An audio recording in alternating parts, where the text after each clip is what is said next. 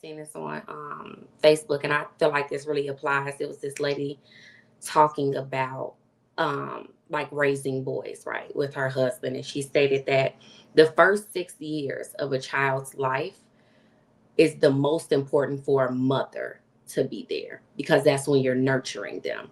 That's when you're there to just be a nurturer, right? They need you the most. But from 6 to like 14, let's say 16, they need their father. That needs to be the main parental person in their lives for young boys, because that's when they're starting to go through their change. That's when they're starting to smell themselves a little bit. They're trying to figure out what it is to be a man. And then unfortunately, from 14, 16 and up, they are influenced by their peers. So I agree with Ash to a certain degree when in saying that you need both, right? You do need both. We both play roles in the relationship. And it's not that one is more important than the other. It's just that there are certain times in life where one becomes more of a necessity on a day-to-day basis and learning life skills and what you will become than the other. Because like Amira said, we can't teach them how to be a man. We've never walked in a man's shoes. We don't know what that looks like. We can only give our opinion of what we would want a man to be, but we can't teach them how to be a man. Just like a man cannot teach a woman how to be a woman. He can only give her his opinions on what he would want a woman to look like. So I do think that there becomes a shift. You need both, but there becomes a shift in time where one becomes a little bit more important than the other. Just like a woman is going to become more important for a young girl growing up, especially once she starts with her period and having her emotional change and going through that change of liking boys and dealing with heartbreak. Yes, she still needs her father there as an example, but the mother will become more important. I just think that's important for us to know. No, I Um, agree. Oh, I'm sorry. Go ahead. I'll let you go. I might have a little bit of a unique perspective here. I know this isn't common, but I was raised by a single father from the time I was younger than two. So I didn't, and he never had like a girlfriend or a wife. I didn't have like a, I really didn't have a very strong female figure in my life growing up. And what I noticed is that I think it was a generational thing more than it was a gender thing, but um, my father was very uncomfortable with most emotions. Um, and so it was a situation where oftentimes, like, if I was having big feelings, right, like go to your room, deal with it, come back, you know?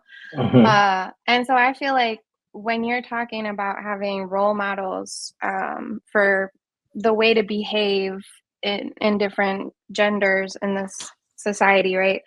Like, yeah, that's important. But I think the number one thing that we can teach all of our kids, and that's not just girls, it's not just boys, the number one thing that we can teach all of our kids is that having any emotion is okay, but Ari, behaving in any way is not okay, right? So the thing Ari, that I'm mhm. I wanna answer to you. Have you noticed that single fathers, the children that come out of single father households tend to be a lot more stable mentally than the children that come out of single mother households? Have you noticed that? I don't know that I know enough people like myself who came out of single father households to say whether that's true. I know for me, it probably took me till damn near 30 to even know what feelings I was having on a daily basis, to be honest, because it was literally like, okay, go to your room, get yourself in order, come back when you're not feeling anything anymore, right? And so, yeah, maybe externally I was more stable looking, but I wouldn't say that I was more stable internally. I think the number one thing, and now I have a master's in clinical psych. I'm a PhD candidate. I work with behavior analysis every day, and from that perspective, like the number one thing I would recommend everybody teach any child of any gender is that having those feelings and understanding those feelings and recognizing what those feelings are is super important, as is behaving in a way that doesn't make it everybody else's problem, right? So, like, yeah, little boys can feel sad, and also they're not going to let their team down. You're not going to make it everybody else's problem. And that should be true for women as well, right? Like you can be a little bit off put that your husband is crying on your shoulder, but you're not going to make it his problem. And that's what the start of this conversation was, is it important to create emotional safety for men? And so me, regardless of how it makes me feel, if my man is being vulnerable with me in whatever way that he needs to be vulnerable with me, then I'm not going to make my, you know, ill ease or whatever. Like if it's a surprise to me just because I don't see it that much, I'm not going to make that his problem and make him feel unsafe and make him feel like he doesn't have the space to feel how he feels, particularly when he's not lashing out in a way that's destructive, you know? Yeah, I definitely agree with you on that. I also agree with I can't even see your names, my bad. Who's that? Ty. Ty? Yeah, Ty. I definitely agree with you on that, Ty. That's something that as you know, co-parenting, me and my ex-husband have decided to do, which is when my sons turn 13, they go live with their dad. Because they need to be around him more. And at first I was like, I don't know. But you know, I was just like, all right, you know, I get it. I still see them every day.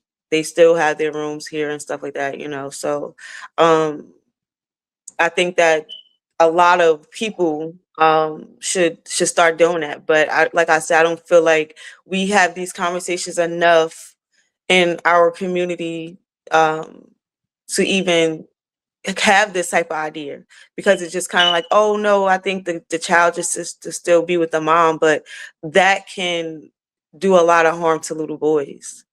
Um, you know, Well, especially him just being around his mom 24/7 and learning from her. Uh, I think that's why we have a generation of sassy men, right? Um, because they were raised by their moms, and the way that they have learned how to handle situations is on an emotional and not a logical stance. Like they'll, you know, be more emotional with trying to make their decisions, like, you know, instead of, you know, normally for me, when I see a man like my dad or my kids' fathers make this decision or whatever, it's like this, like, all right, this is the problem, this is what we're gonna do, boom, boom, boom. But when I'm making a you know, a solution, I'm like, I don't know, but I think this, you know, and that's you know, that's not really logical. That's just more emotional based when you're trying to just, you know, kind of have a whole bunch of different plans and stuff. Also to Aisha, I feel like men can cry for a reason. I feel like if men weren't supposed to cry, then God wouldn't allow them to be able to cry.